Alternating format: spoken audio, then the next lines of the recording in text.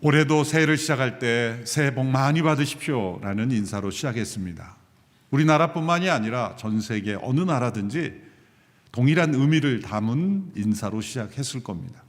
전 인류의 모든 사람의 보편적인 공통적인 갈망, 그것은 바로 행복에 대한 갈망입니다. 사람들이 이러한 갈망이 있는 것은 그 행복이 실제로 존재하기 때문입니다. 사람들의 마음속에 있는 갈망은 허구가 아닙니다. 실제로 존재하는 것을 향하여 갈망하는 것입니다. 하나님께서는 행복의 근원이십니다. 예수 그리스도가 우리의 행복의 길입니다. 하나님의 복의 근원이시며 예수님께서도 산상수훈의 말씀 속에 팔복의 교훈을 통해 참된 행복의 길이 어디 있는가를 우리에게 알려주셨죠. 시편 1편 또한 행복한 삶, 복 있는 사람의 삶의 모습이 어떤 것인가를 우리에게 알려주고 있습니다. 시편 전체의 서론이면서 또한 우리 모든 사람들의 갈망인 행복에 이르는 길을 소개하고 있습니다. 6구절밖에 되지 않지만 히브리 신학, 이 시의 문학적으로는 아주 예술적인 그 문학적인 가치가 있는 그러한 단어들로 구성이 되어 있습니다. 시의 운율이나 비유나 대조, 이 시 문학적으로 완벽할 뿐만 아니라 그 메시지 또한 아주 명확하게 우리에게 전해주는 귀한 시편이죠. 1절의 첫 단어는 히브리 자음, 제일 먼저 나온 알렙이라는 자음으로 시작을 해서 이 6절의 제일 마지막 단어는 히브리 자음의 제일 마지막인 타우라는 자음으로 끝납니다. 우리말로 말하자면 기역에서 시작해서 히읗으로 끝나는 거죠. 이런 시적인 운율을 맞춰갈 뿐만이 아니라 이 전체가 가지고 있는 메시지 또한 행복에 관한 아주 중요한 교훈을 우리에게 주고 있습니다. 하나님과 우리 인간과의 관계 속에서 어떠한 삶이 행복을 누리는 삶인가 우리에게 전해주고 있는 귀한 진리의 말씀입니다. 1장 1절의 첫 단어는 복이 있는 사람은 이라고 시작을 합니다.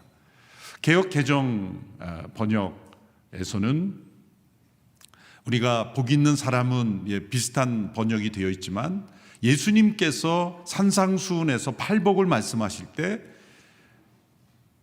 우리말 번역에서는 복되도다 이렇게 선언하셨죠. 개역 개정 번역에서는 마음이 가난한 자는 복이 있나니 중간 부분으로 번역을 풀어서 번역을 했습니다만 우리말 성경이 훨씬 더 원문에 가까운 정확한 번역입니다. 복되도다.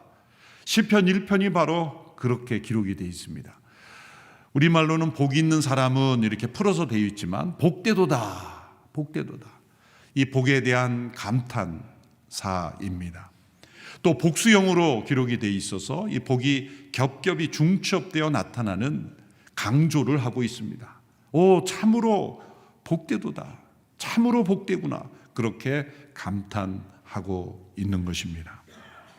이렇게 복을 축복하며 또한 선언하며 감탄하는 것은 이 땅에서의 행복한 삶이 가능하다는 것을 우리에게 말씀하고 있는 것입니다. 예수님께서도 팔복에서의 그 복되다고 하는 말씀은 먼 미래에 죽은 이후에 영원한 천국에서의 행복이 아니라 이 땅에서 천국을 누릴 때 이 땅에서 누리는 복된 삶, 그것을 우리에게 말씀하셨기 때문입니다. 마지막 단어는 망하리로다 라고 끝납니다. 1절에 복에 대한 감탄으로 시작을 해서 마지막은 멸망에 대한 안타까움과 탄식으로 끝납니다. 그러므로 시편 1편은 복된 인생과 망하는 인생 두 가지의 인생의 모습을 대조합니다. 행복에 이르는 의인의 길과 불행에 이르는 악인의 길을 대조합니다. 우리 인생에는 많은 인생길이 있는 것 같지만 두 가지 길밖에 없다는 것입니다. 생명의 길과 죽음의 길, 축복의 길과 멸망의 길, 의인의 길과 악인의 길, 하나님의 길과 사단의 길, 아벨의 길과 가인의 길, 이 두 갈래의 길밖에 우리 인생에는 없는 것입니다. 먼저 복이 있는 삶을 설명하면서 부정적 표현으로서 복이 있는 사람들이 하지 않는 것을 먼저 설명합니다. 1절의 말씀을 같이 읽겠습니다. 시작. 복이 있는 사람은 악한 사람들의 꾀를 따라가지 않고 죄인들의 길에 서지 않으며 남을 없이는 여기는 사람들과 자리를 함께하지 않고. 복이 있는 삶을 설명하면서 복되지 않은 정반대의 상태를 먼저 설명하는 까닭은 이 세상이 악하기 때문이며 우리 안에 이 악이 있기 때문입니다. 자신 안에 있는 이 악을 깨닫지 못하고 또 이 세상에 있는 이 악을 깨닫지 못할 때 우리는 행복에 이를 수 없다는 것입니다. 성경은 언제나 부정적 정죄로 시작하는 것은 이러한 현실 때문입니다. 복음의 정수를 우리에게 가르쳐 주신 로마서 1장에서도 하나님의 진노 아래에 있는 인간의 타락한 상태를 정죄하는 것으로부터 시작하는 이유가 바로 그것입니다. 이 세상과 인간의 이 실존, 현재의 중요한 상태, 문제를 알지 못하면 어찌 행복에 이를 수 있단 말인가라는 의미입니다.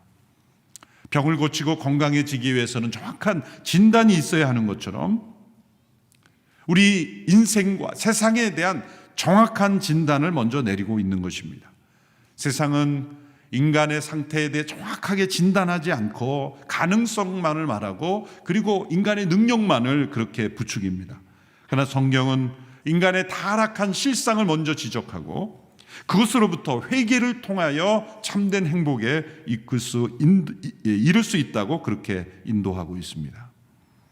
이 말씀 속에 세 단계가 나타납니다. 악인의 꾀에서, 죄인의 길에서, 남을 없인 여기는 오만한 자의 자리, 이렇게 세 단계로 되는데 이 표현 속에 세 가지의 점층법이 포함되어 있습니다. 첫 번째 점층은 먼저 꾀가 길이 되고 길이 자리가 되는 겁니다. 많은 사람들의 악인들의 이 꾀가 그 꾀 중에 하나를 선택하여 행동하여 걸어갈 때 그리고 계속 그 선택을 할 때는 길이 되고 그 길은 곧 자리가 된다는 겁니다. 꾀가 길이 되고 길이 자리가 됩니다. 세상에 많은 악에서 나오는 꾀들이 있고 또 자신 안에서 솟아나오는 수많은 꾀들이 있습니다. 그 꾀 중에 하나를 택하여 우리는 행동하는 모든 행동에는 꾀가 그 이면에 있습니다. 그런데 만일 그것이 악에서 나온 꾀라면 그것을 택하였다면 많은 사람들이 그 길로 걸어가고 또 걸어가면 그것이 굳어져서 길이 되고 굳어진 자리가 될 때 그것을 가리켜 우리는 세계관이라고도 말할 수가 있고 사고방식, 패러다임 여러 단어로 설명하지만 출발은 하나의 꾀입니다. 그 꾀가 많은 사람들이 다니는 길이 되고 그리고 그 길이 자리로 굳어지는 거죠. 고착화되는 것입니다. 오늘 이 시대에 수많은 사람들의 이 꾀가 사람들의 길을 만들고 있어요. 버틀러라고 하는 사람이 이 사회적 성의 개념을 이 꾀를 냈죠. 왜 남자와 여자라는 생물학적인 성에만 국한되어 살아야 하느냐? 아니다. 스스로 인간 스스로 성을 택할 수 있지 않느냐라는 사회적 성의 개념을 이 꾀를 낸 거예요. 많은 사람들이 나도 그런 것 같다. 그래서 길이 되고 이것이 이 사회적 성 운동의 흐름을 만들고 있죠. 이렇게 수많은 사람들이 어떤 꾀, 그런데 그 꾀가 사람들을 행복에 이르게 하고 풍요롭게 하고 또 하나님의 창조 질서를 지키는 그러한 꾀가 아닌, 그래서 꾀라는 단어로 번역을 한 거예요. 하나님의 질서, 우리 모두를 행복하게 하는 그러한 생각이 아닌 그 꾀는 많은 사람들을 하나님이 원하시지 않는 그러한 인생의 흐름으로 이끌어서 결국 행복하지 않은 인생으로 우리를 만들 수 있습니다. 두 번째 이 구절에 나오는 점층법의 표현은 악인에서 죄인으로 나타나고 그 죄 가운데 오만한 자가 나타난다. 이것은 아주 근본적이고 일반적인 악에서 나타나는 것이 죄고 그 죄 중에 가장 대표적으로 나타나는 것이 교만, 오만이기 때문입니다.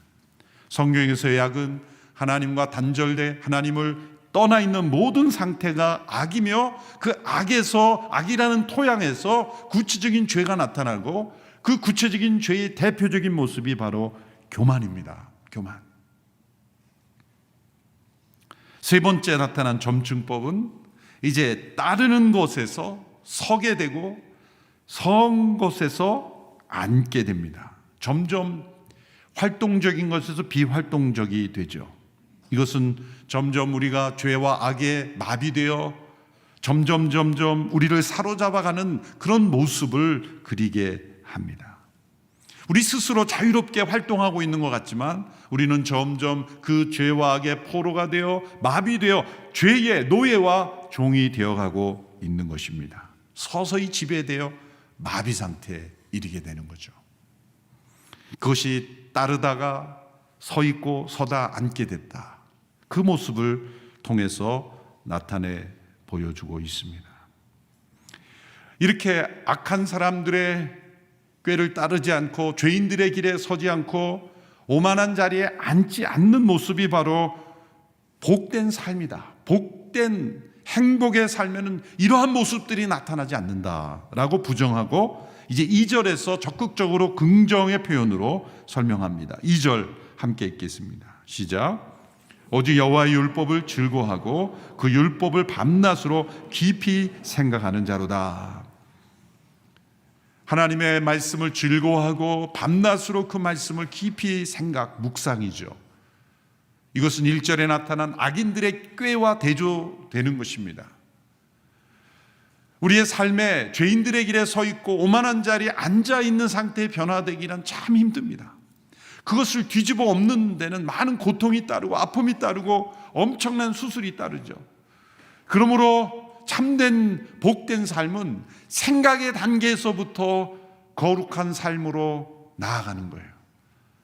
이 세상의 수많은 꾀들을 받아들이지 않고 자기 안에서 일어나는 모든 죄에 속한 꾀의 단계를 거부하고 하나님의 말씀을 깊이 묵상함으로 내 안에서 일어나는 악한 꾀를 근본적으로 차단하는 삶, 이것이 행복에 이르는 첫 번째 단계예요.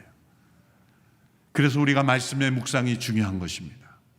매일매일 말씀을 묵상해야 되는 이유는 이 악한 꾀들이 우리의 삶의 길을 결정하지 않도록, 우리의 행동을 결정하지 않도록, 우리가 앉는 자리를 결정하지 않도록 하나님의 말씀의 묵상에서 비롯되는 생각, 그 생각으로 우리의 삶을 선택하게 하기 위해서입니다. 행복에 이르는 첫 번째 길이에요. 그리고 더 나아가 그 말씀을 즐거워한다 그랬어요.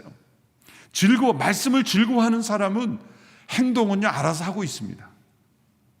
어떻게 행동해야 될지를 말 안 해도 하나님의 말씀을 마음으로 즐거워하는 영혼은 하나님이 기뻐하시는 의로운 삶을 살고 있을 것이 당연할 것이기에 즐거워하는 삶, 그것만을 표현한 거죠. 여러분, 내가 과연 정말 하나님께서 말씀하시는 행복에 이르는 길을 걷고 있는가 아닌가는 무엇으로 할 수 있다는 말입니까? 하나님의 말씀을 주야로 묵상하는 것을 즐거워하고 있는가? 하루의 인생 가운데 가장 기다려지고 기뻐하는 시간이 하나님의 말씀 앞에 서는 시간인가? 그 말씀 앞에 앉아 묵상하는 시간인가? 그리고 그것이 나의 즐거움이 되는가? 만일 그렇다면 지금 행복한 삶의 길을 걷고 있다는 말씀이죠. 그래서 우리가 함께 공동체 성경 읽기도 하고 또 큐티도 권장하고 새로운 마음으로 생명의 삶도 구독하고 기쁜 마음으로 함께 이 말씀과 동행하는 삶, 그 구체적인 실천이 바로 우리의 삶을 행복으로 이끌어 주는 거예요. 어떤 분이 스펄전 목사님 찾아와서 목사님 저는 20번이나 성경을 무릎을 꿇고 완독을 했는데 아직도 저는 하나님의 그 복이 느껴지지 않습니다. 그랬더니 스펄전 무릎 꿇고 읽어서 그렇습니다. 하나님은 그렇게 고통스럽게 고행하면서 읽으라고 하신 적이 없어요. 신명기 8장에 보면 길에 앉았을 때인지 서서 서 있었든지 누워 있을 때든지 어느 때든지 우리의 마음으로 말씀을 묵상하는 게 중요한 거지 고행한다고 하는 게 아니에요.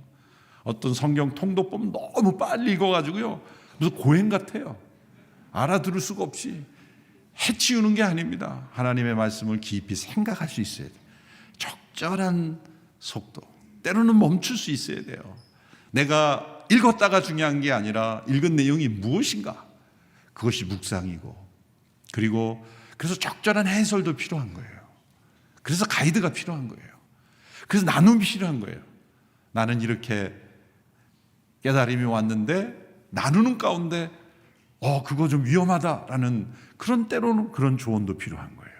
잘못된 해석으로 해석할 수도 있기 때문이죠. 그런 공동체적으로 함께 말씀을 읽고 묵상할 때 놀랍게 우리가 그 말씀을 즐거워하게 됐다. 100% 행복의 길로 지금 가고 있는 거예요.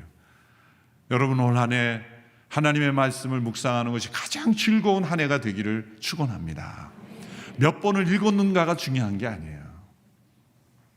그 안에 있는 정보를 다 기억하느냐가 중요한 게 아니에요. 하나님의 말씀을 늘 펼칠 때마다 그 말씀이 나의 양식이 되고 즐거움이 되고 기쁨이 되는 삶, 그것이 바로 행복에 이르는 길을 걸어가고 있습니다. 자, 보시면 1절에서는 악인들의 꾀로부터 시작해서 죄인들의 길을 가고 오만한 자리에 자리가 되는, 우리는 오만한 자리가 아니라 겸손한 자리에 앉아 하나님의 말씀 앞에서 겸손히 하나님의 말씀을 묵상하고 귀 기울이는 자리에 서게 되면 우리는 의인들의 길을 걷게 되는 것입니다. 그리고 의인들의 길을 걸으며 우리에게서 떠오르는 모든 생각은 하나님이 기뻐하시는 생각들로 가득 차게 된 거예요. 세상 사람들은 악인의 꾀로 시작해서 죄인의 길로 가고 오만한 자리에 고착되지만 우리는 겸손히 하나님의 말씀 앞에 앉아 귀를 기울이는 자리에서 시작해서 의인의 삶을 살게 되고 하나님이 부어주시는 거룩한 생각들로 가득한 그런 삶으로 바꾸어가는 인생을 살게 됩니다.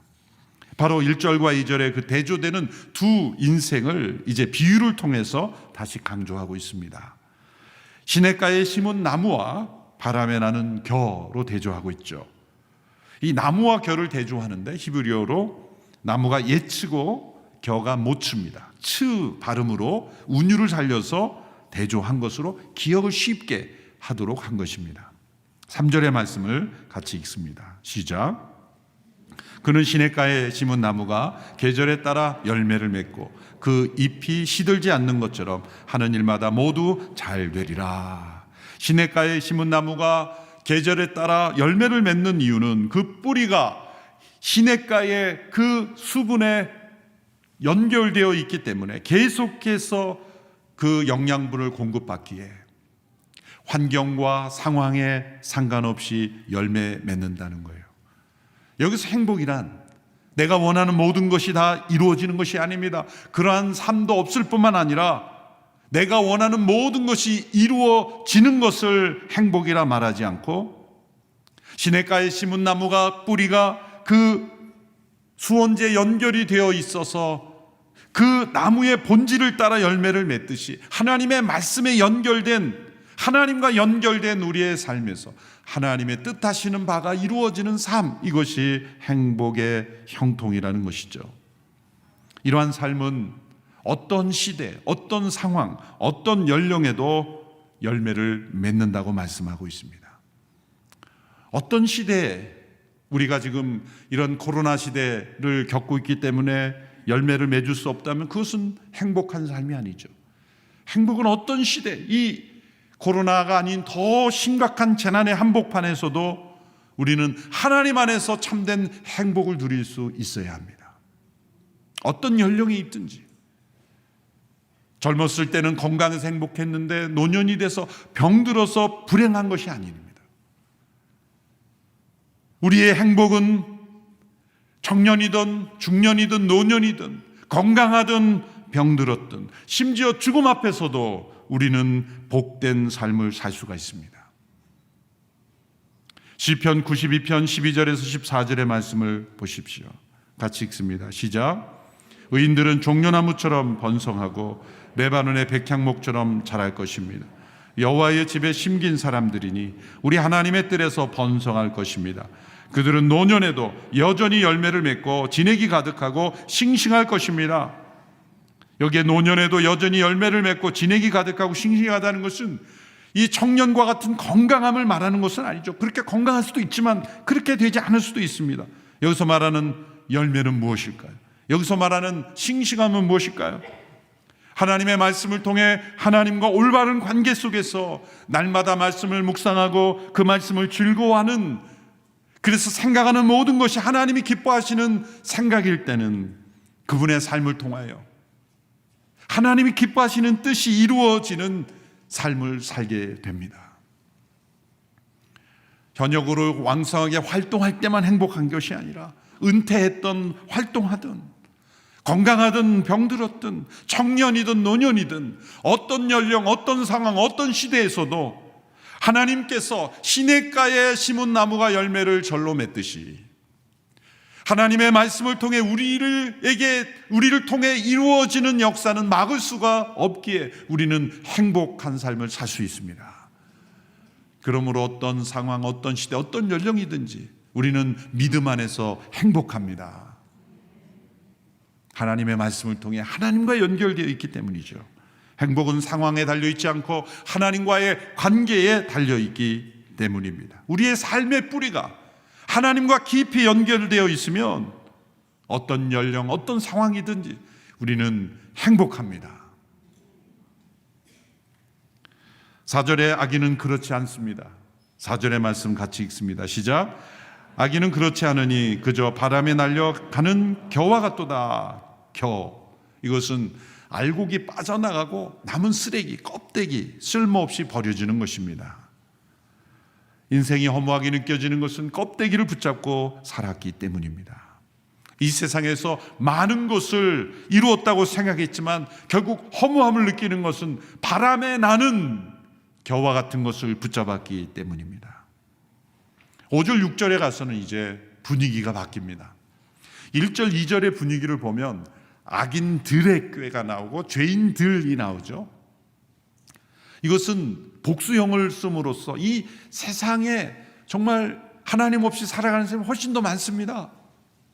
그런데 복이 있는 사람은 단수로서 마치 이 세상에 하나님 없는 세상에 둘러싸여 있는 그런 분위기, 복이 있는 사람이 소수고 다수가 다 그냥 그렇게 하나님 없이 살아가는, 죄와 벗하며 살아가는 이 세상의 한복판에 있는 것 같은 외로운 존재처럼 느껴지는 그런 분위기죠. 1절, 2절의 분위기가.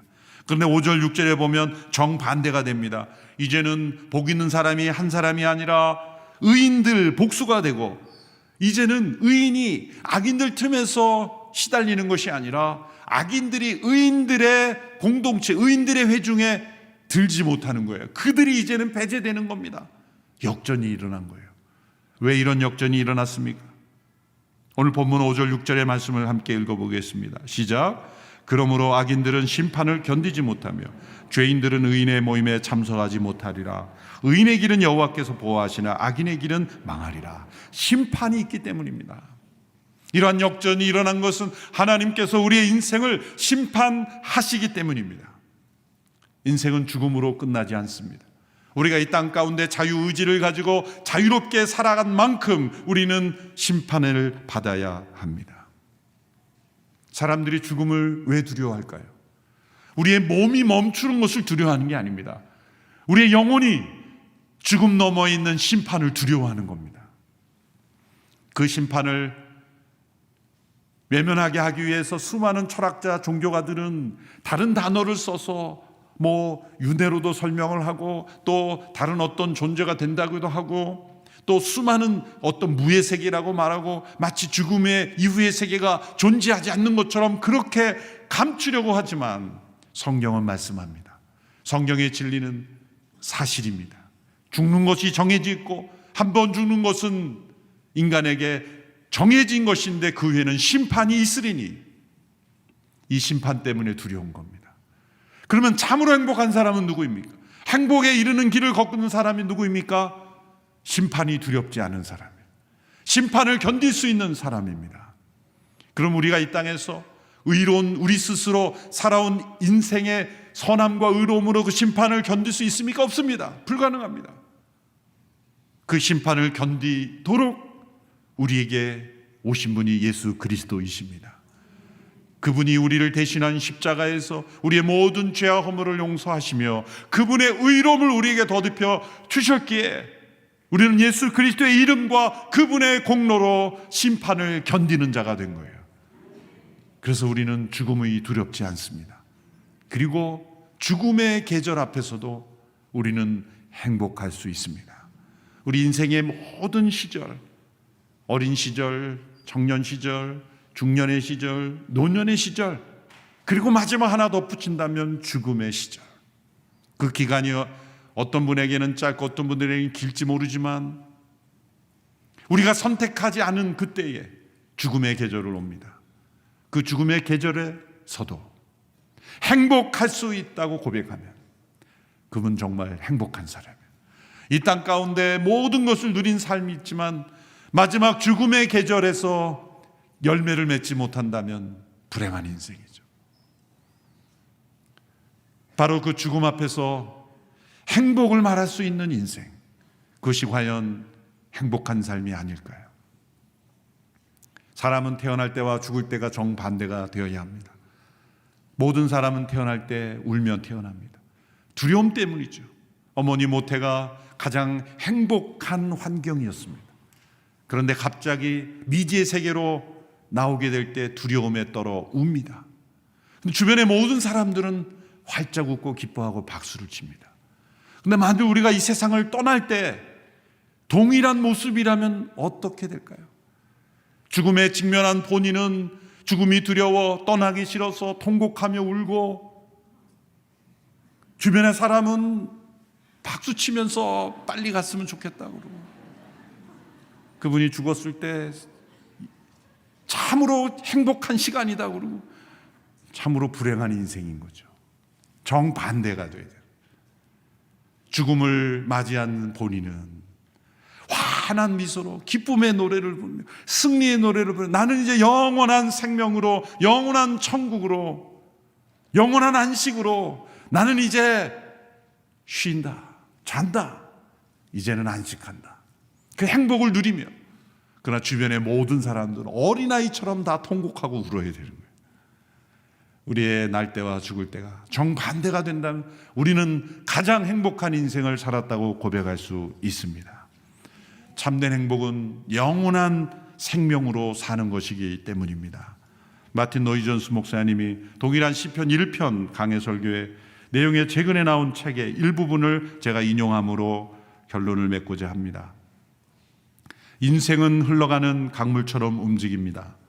정말 복을 받고 행복해지고 싶다면 시작뿐 아니라 끝도 숙고해야 합니다. 전체를 바라봐야 합니다. 인생은 모두 하나로 이어져 있고 죽음 너머에서 벌어질 일은 지금 여기서 우리가 어떤 존재인가에 의해 결정됩니다. 죽음을 꿰뚫어보는 믿음이 없으면 이 세상에서 참된 행복을 얻을 수 없습니다. 이 순간이 아무리 행복해도 죽음의 위협과 가능성은 언제나 있기 때문에 긴장을 풀 수가 없습니다. 처음부터 끝까지 모든 것을 고려하는 인생관을 가져야 합니다. 그제야 여러분이 참으로 복된 사람이 됩니다. 심판을 견딜 수 있는 의인이십니까? 그것이 바로 행복의 길입니다. 예수 그리스도 안에서 우리는 심판을 견디는 의인의 공동체에 포함이 됐다면 우리는 이 땅 가운데 어떤 상황, 어떤 계절, 심지어 죽음의 계절 앞에서도 나는 복되다, 이렇게 고백할 수 있는 축복의 사람이 될 줄로 믿습니다. 2022년 한 해 참 행복한 한 해 되시기를 주님의 이름으로 축원합니다. 기도하겠습니다. 하나님 아버지, 행복에 이르는 삶으로 우리를 인도하시니 감사합니다. 이 땅의 세상의 복이 아닌 하늘의 복, 예수 그리스도 안에서 영원한 생명의 복으로 이 땅의 모든 헛된 악으로 나오는 깨와 죄인의 길을 내버리고 믿음으로 살아가는 저희들이 되게 하여 주옵소서. 예수님의 이름으로 기도합나이다. 아멘.